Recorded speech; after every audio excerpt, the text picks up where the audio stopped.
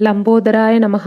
శ్రీ సీతా లక్ష్మణ భరత శత్రుఘ్న హనుమత్ సమేత శ్రీ రామచంద్ర పరబ్రహ్మణే నమః. తారాని ఆధ్యాత్మిక ఛానల్కి మీ అందరికీ స్వాగతం. ఈరోజు మనం చెప్పుకోబోయే నామం 12వ నామం అయిన కౌశిక మఖ సంరక్షక రామ అనే నామం గురించి తెలుసుకుంటున్నాం. కౌశిక మఖ సంరక్షక రామ అంటే విశ్వామిత్ర మహర్షి యొక్క యాగాన్ని రక్షించిన రామ అని అర్థము. తాటక వధ అనంతరం దేవతల సూచన మేరకు విశ్వామిత్ర మహర్షి శ్రీరామునికి వివిధ దివ్యాస్త్రములను ఉపదేశించాడు. దేవతలు, అసురులు, గంధర్వులు, నాగులు ఎవరైనా సరే ఈ దివ్యాస్త్రములకు వశమైపోతారు. దివ్యమైన దండచక్రము, ధర్మచక్రము, కాలచక్రము, తీక్షణమైన విష్ణుచక్రము, ఐంద్రాస్త్రము, వజ్రాస్త్రము, శివ మహాశూలము, బ్రహ్మశిరోనామకాస్త్రము, ఐశికాస్త్రము, బ్రహ్మాస్త్రము మరియు మోదకి, శిఖరి అనే దివ్య గదలు, ధర్మపాశము, కాలపాశము, వరుణపాశము, వారుణాస్త్రము మరియు శుష్కాశని, ఆర్ద్రశని అనే 2 దివ్యాస్త్రములు, శివమహాస్త్రము, నారాయణాస్త్రము, శిఖరము అనే పేరుగల ఆగ్నేయాస్త్రము, ప్రధనము అనే పేరుగల వాయువ్యాస్త్రము, హయశిరస్సు అనే అస్త్రము, క్రౌంచాస్త్రము, విష్ణుశక్తి, శివశక్తి అనే 2 దివ్యాస్త్రాలు, రాక్షసులు ధరించే కంకాలము, ముసలము, కపాలము, కంకణము అనే అస్త్రాలు, విద్యాధరులు ప్రయోగించే నందనము, మహాస్త్రము, ఖడ్గరాజము, గంధర్వాస్త్రాలు అయిన మానవాస్త్రము, నిద్ర కలిగించే మరియు నిద్ర పోగొట్టే అస్త్రాలు, సౌరాస్త్రము, ఇంకా వర్షణము, శోషణము, సంతాపనము, విలాపనము మరియు మన్మధుని మదనము అనే అస్త్రము, అలాగే పిశాచుల మోహనానామక అస్త్రము మరియు తామసము, సౌమనము, సంవర్ధనము, మౌసలము అనే అస్త్రాలు, సూర్యుని తేజ ప్రభ అనే అస్త్రము, సోమదేవుని శిశిరము, విశ్వకర్మ యొక్క సుదరుణాస్త్రము, భగదేవుని దారుణాస్త్రము, మనువు యొక్క శీతేశువు అనే అస్త్రములు. ఈ అస్త్రములన్నీ కామరూప శక్తి గలవి, చాలా బలమైనవి. ఈ అస్త్రాలన్నీ శ్రీరాముడికి విశ్వామిత్ర మహర్షి ఉపదేశించాడు. ఈ అస్త్రాలన్నిటికీ ఉపసంహరణ విద్యలు కూడా ఉపదేశించాడు.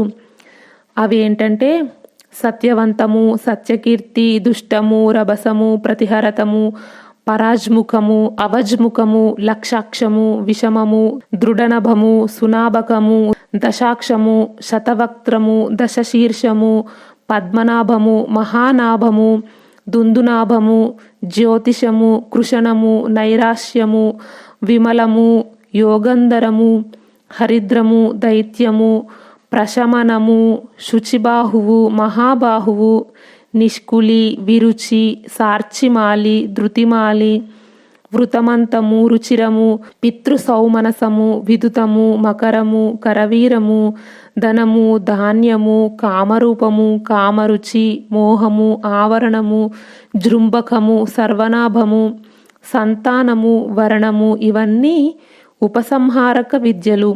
వీటిని శ్రీరామునికి విశ్వామిత్రుడు ఉపదేశించాడు. ఉపదేశం అయిన తర్వాత అస్త్రాలన్నీ దివ్య రూపములు ధరించి ఎదుట నిలుచున్నాయి. శ్రీరామునికి దాసోహం అన్నాయి. ఆ తరువాత శ్రీరాముడు అస్త్రమంత్రములను, వాటికి ఉపసంహారక మంత్రములను లక్ష్మణుడికి కూడా బోధించాడు. తాటక వనము నుండి బయటకు వచ్చిన తర్వాత, ఓ మునీశ్వర, ఈ ఆశ్రమం ఎవరిది? మీ యజ్ఞకార్యములకు విఘ్నము కలిగించుట కోసం రాక్షసులు వచ్చే ప్రదేశం ఎక్కడా? ఓ బ్రహ్మర్షి, మేము ఆ రాక్షసులను వధించి మీ యజ్ఞకార్యములని రక్షించాల్సిన ప్రదేశం ఎక్కడా అని శ్రీరాముడు ప్రశ్నించాడు. ఓ మహాబాహు, ఓ రామ, ఇది శ్రీ మహావిష్ణువు 100 యుగాల కొద్దీ తపస్సు చేస్తూ ఫలసిద్ధికి ఇక్కడ నివసిస్తాడు. వామనావతారంలో శ్రీ మహావిష్ణువు తపస్సు చేసి సిద్ధిని పొందాడు కాబట్టి దీనికి సిద్ధాశ్రమము అని పేరు. ప్రహ్లాదుడి మనుమడు, విరోచనుడి కుమారుడు బలిచక్రవర్తి దేవతలను జయించి రాజ్యము పాలిస్తూ ఒక గొప్ప యజ్ఞం చేస్తూ ఉండగా దేవతల కోరిక మేరకు విష్ణుమూర్తి వామనావతారం ఎత్తి బలి దగ్గరకు వెళ్ళి 3 అడుగుల స్థలాన్ని అడిగి బలిచక్రవర్తి ఇచ్చిన దానాన్ని స్వీకరించి లోకమంతా వ్యాపించి త్రివిక్రముడు అయి బలిని అదుపు చేసి ఇంద్రుణ్ణి మళ్ళీ ముల్లోకాలకు అధిపతిని చేశాడు. వామనమూర్తి నడిచిన ప్రదేశం ఇది. ఓ రామ, ఆ రాక్షసులను ఇక్కడే హతమార్చాల్సింది. రామ, పవిత్ర సిద్ధాశ్రమమునకు వెళ్దాము పద అని ఆ ఆశ్రమంలో ప్రవేశించారు. ఆశ్రమవాసులు స్వాగతాలు పలికారు. ఒక క్షణం విశ్రాంతి తీసుకొని రామలక్ష్మణులు మహర్షికి నమస్కరించి, ఓ మునీశ్వర, ఈరోజే యజ్ఞదీక్ష స్వీకరించండి అనగానే సంతోషంతో మహర్షి యజ్ఞదీక్షను నియమనిష్టలతో స్వీకరించాడు.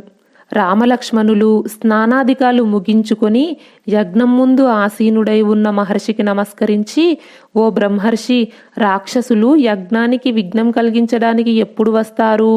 మేము సావధానంగా ఉంటాము అని అడిగారు. అక్కడి మునులు సంతోషిస్తూ ఇలా అంటున్నారు.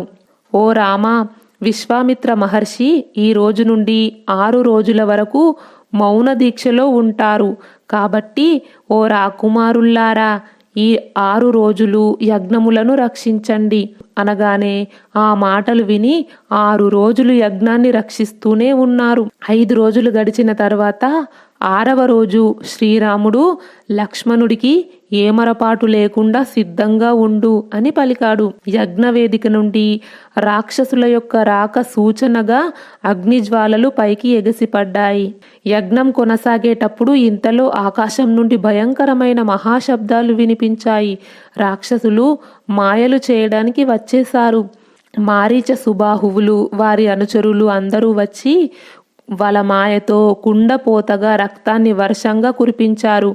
ఆ రక్తముతో వెంటనే అక్కడ ఉన్న వస్తువులన్నీ తడిసిపోయాయి.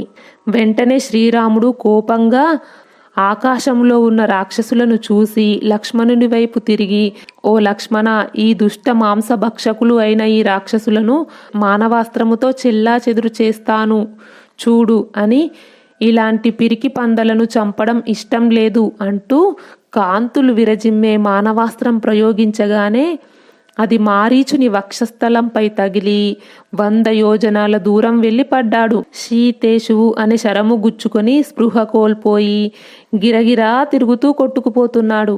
శ్రీరాముడు, ఓ లక్ష్మణ, శీతేశువు అనే అస్త్రం మారీచుని స్పృహ లేకుండా చేసి వానిని తీసుకొని పోవుచున్నది చూడు. ఇంకా ఈ రాక్షసులు కఠినాత్ములు, ఈ రక్తం తాగే వాళ్ళని కూడా వధిస్తాను అని శ్రీరాముడు మరొక అద్భుతమైన దివ్యాస్త్రము ఆగ్నేయాస్త్రమును సంధించాడు. సుబాహువు యొక్క వక్షస్థలంలో గుచ్చుకోగానే అతను నేలరాలిపోయాడు. మిగిలిన రాక్షసులందరినీ వాయువ్యాస్త్రముతో తుదముట్టించి మునులకు సంతోషాన్ని కలిగించాడు. మారీచ, సుబాహువులు వాళ్ళ అనుచరుల బారి నుండి విశ్వామిత్ర మహర్షి యొక్క యజ్ఞాన్ని రక్షించి ధర్మరక్షణ చేసినవాడు కాబట్టి కౌశికమక సంరక్షక రామ అంటారు. వచ్చే వీడియోలో మరొక నామం గురించి తెలుసుకుందాం. ఈ వీడియో గురించి మీ అభిప్రాయాన్ని కామెంట్ బాక్స్లో తెలియజేయండి. ఈ వీడియో నచ్చితే లైక్ చేయండి, షేర్ చేయండి. తారాని ఆధ్యాత్మిక ఛానల్ని సబ్స్క్రైబ్ చేయండి. బెల్ ఐకాన్ గుర్తుపై క్లిక్ చేయండి. ఇంతవరకు ఈ వీడియో చూసినందుకు మీ అందరికీ ధన్యవాదాలు. లోకా సమస్త సుఖినో భవంతు. కృష్ణార్పణం.